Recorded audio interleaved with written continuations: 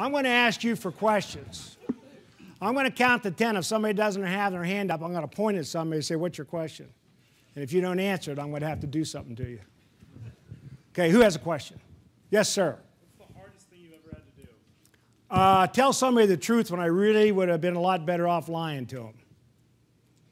Because I knew it was not going to be good for either one of us. And ended up, I caved at the last minute. And it had to do with styrofoam packaging at McDonald's. My background is chemistry and biology. I ended up with a business degree after 40 years of not finishing school, but it's chemistry and biology. And I knew that polystyrene was far better for the environment than paper ever would be, because it's functionally inert once it's made. And McDonald's didn't make this stuff. And I said, we're sticking with polystyrene. And I had the McDonald's franchisee group said, yeah, that's a great idea, except we're getting killed in the press. And it's hurting our sales and hurting our business. And I went like this and said, okay, let's declare victory and cave into publicity. And that's what I did. By the way, McDonald's is using more styrofoam today than they ever have. They just wrap paper around it.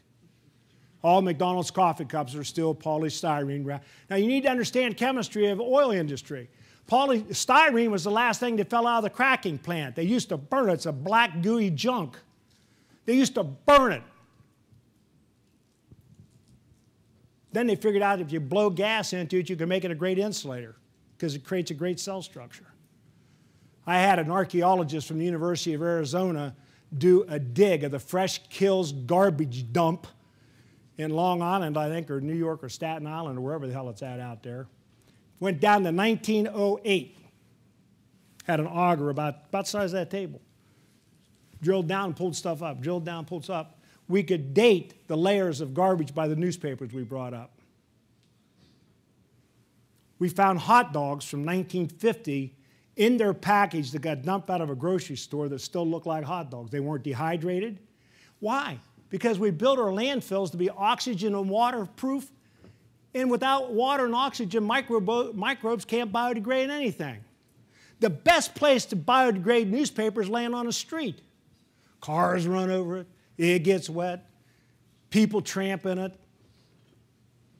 That's what it was. I still to this day hate the idea I had to do that, because I knew in my heart I was doing the wrong thing. But I had a greater good, and that was 4,000 franchisees with 12,000 restaurants. I couldn't let them go down the tube. That's why the guy from Chick-fil-A should have kept his mouth shut. He's welcome to believe whatever he wants to believe. But when you have other people that you're responsible for, you don't get on that soapbox that way that time.